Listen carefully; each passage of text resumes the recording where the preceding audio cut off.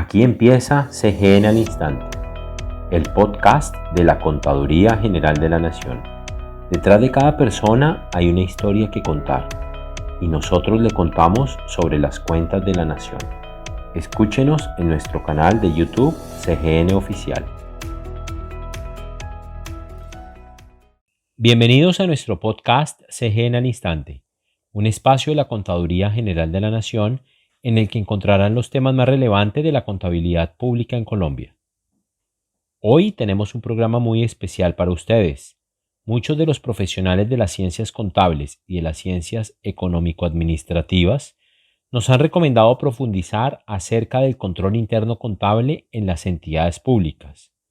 Por eso, hoy tenemos como invitado al doctor Iván Jesús Castillo Caicedo, servidor público de la entidad, contador público de la Universidad Libre de Bogotá, quien durante su desarrollo profesional ha sido docente universitario a nivel de pregrado y posgrado por más de 25 años en diferentes instituciones de educación superior y ha trabajado en el sector público por más de 32 años, en temas relacionados con la gestión financiera pública, y hoy nos compartirá información acerca del control interno contable. Bienvenido, doctor Iván. Gracias por acompañarnos en nuestro podcast CGN al Instante. Muchas gracias, Camilo, por la invitación. Para mí, de verdad, es un honor acompañarlos en esta charla. Para empezar, me gustaría preguntarle, ¿qué debemos entender por control interno contable? Es importante que nuestros oyentes tengan presente que el control interno contable es un proceso que se realiza en todas las entidades públicas. Esto con el fin de lograr la existencia y la efectividad de los procedimientos de control y la verificación de las actividades que son propias del proceso contable.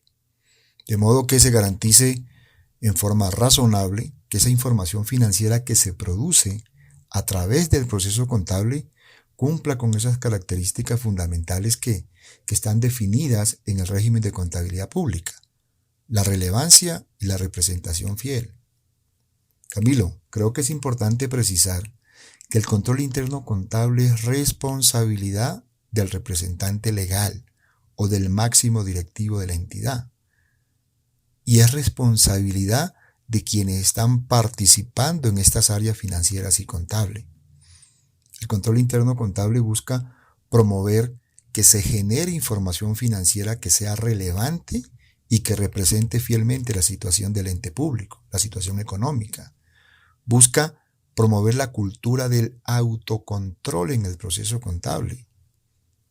Que los hechos económicos, financieros, sean reconocidos, sean medidos, revelados y presentados de acuerdo con las normas que señala el régimen de contabilidad pública. Doctor Iván, dentro de su experiencia laboral, profesional y académica, ¿por qué es necesario evaluar el control interno contable en las entidades públicas? Es necesario evaluar el control interno contable porque el proceso contable como tal está expuesto a unos riesgos, es decir, a la posibilidad de que ocurran eventos, tanto internos como externos, que tienen la capacidad de afectar el proceso y por tanto pueden impedir que se genere información financiera con esas características de relevancia y representación fiel que señala el régimen de contabilidad pública. Tener en cuenta que el riesgo contable se materializa cuando los hechos económicos generados en la entidad no se incluyen en el proceso contable, o si se incluyen, no cumplen con esos criterios de reconocimiento, de medición, de revelación y de presentación que exige la regulación contable. Por lo tanto, se deben establecer los controles, todos los que sean necesarios, para mitigar o neutralizar que ese riesgo llegue a materializarse.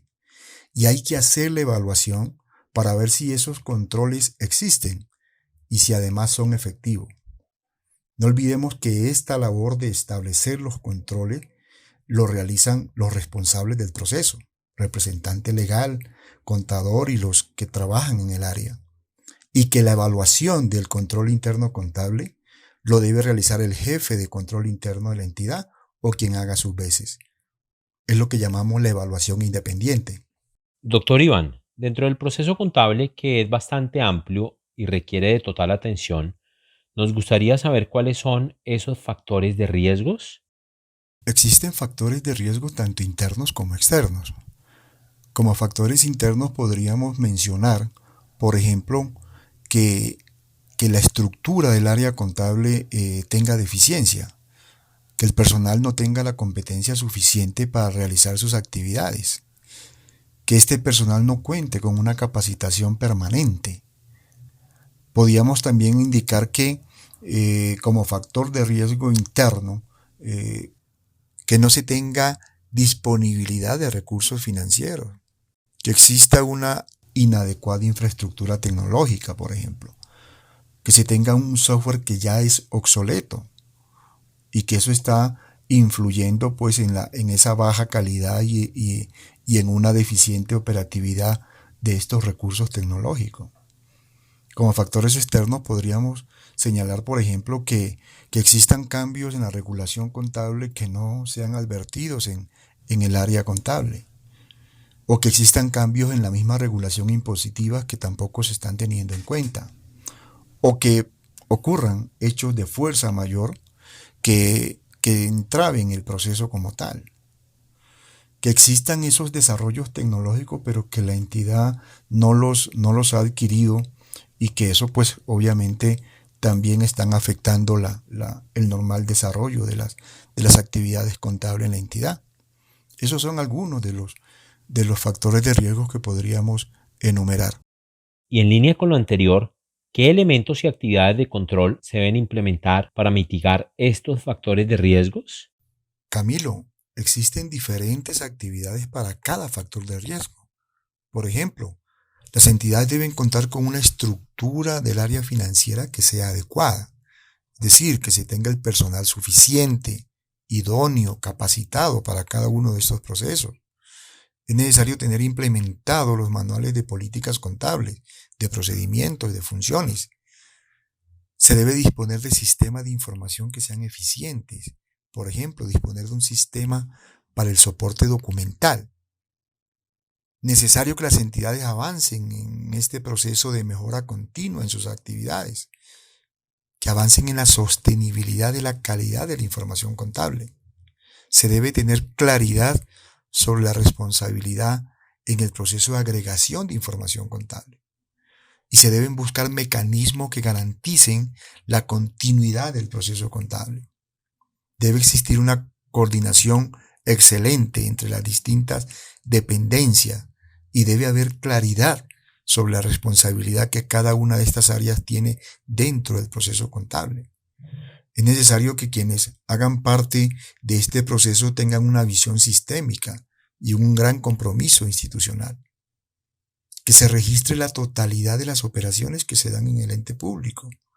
Que los bienes, los derechos, las obligaciones se encuentren perfectamente individualizados. Es necesario que se reconozcan las estimaciones contables, que se actualicen los valores en el tema de depreciaciones, de amortizaciones, de deterioro. Es necesario realizar análisis, verificación, conciliación de la información. Y finalmente que se tenga una depuración contable permanente y sostenible. En términos generales, cuéntenos cómo se realiza el proceso de evaluación del control interno contable en una entidad teniendo en cuenta lo regulado por la CGN. Ya habíamos señalado que esta actividad de evaluación le corresponde realizarla al jefe de control interno de la entidad o quien haga sus veces. Este proceso se realiza diligenciando y reportando un formulario a través del cual se hacen las valoraciones de tipo cuantitativo y cualitativo, de acuerdo con lo señalado en la resolución 193 del año 2016. Para esa valoración cuantitativa, el formulario contiene unas preguntas que están relacionadas con los diferentes criterios de control en el proceso contable, los cuales deben ser calificados pues conforme a la información, conforme a la evidencia documental que el evaluador está obteniendo. Son 32 preguntas que van a verificar primero la existencia del control, y eso va a tener una ponderación del 30%. Y segundo, la efectividad de esos controles, lo cual tendrá una ponderación del 70%. Esto en una escala de 1 a 5. Al final, pues se obtiene el resultado y el rango de calificación en el cual va a estar, diríamos, esa evaluación es o es eficiente el control interno contable, o es adecuado, o es deficiente. En cuanto a la valoración cualitativa, aquí lo que se hace es describir en forma breve pues cuáles son esas fortalezas y esas debilidades que el evaluador determinó o estableció. También se indicarán cuáles son los avances con relación a evaluaciones anteriores. Y finalmente, cuáles son esas recomendaciones que el jefe de control interno hace a la administración para procurar todas las acciones de mejoras que se deban emprender. Finalmente, háblenos de los resultados generales y conclusiones del informe consolidado de evaluación de control interno contable correspondiente al año 2020, que en días pasados publicó la Contaduría General de la Nación. La Contaduría General consolida el informe de evaluación del control interno contable, informe que es presentado por cada una de las entidades del sector público. Lo presentan con corte al 31 de diciembre, allá a finales del mes de febrero. Informe que hoy ya está publicado en la página web de la Contaduría y que a su vez ya fue presentado al Congreso de la República. Son varios los resultados que uno podría destacar de esta evaluación. Lo primero diríamos la cobertura.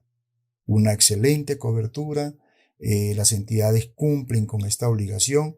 Estamos hablando de que las entidades del nivel nacional, el 100% reportó su información. En el nivel territorial es del 97% el cumplimiento. Podríamos también destacar que a nivel de calificación cuantitativa, las entidades nacionales están en un rango de 4.8. Es decir, que se ubican en ese rango de una calificación, diríamos, eficiente de control interno contable. Las entidades territoriales, esa calificación está en el rango de 4.5, que también diríamos que es eficiente el control interno contable. Todo esto lo que está demostrando, y como conclusión, es que el proceso contable en las entidades es, diríamos, un proceso muy importante.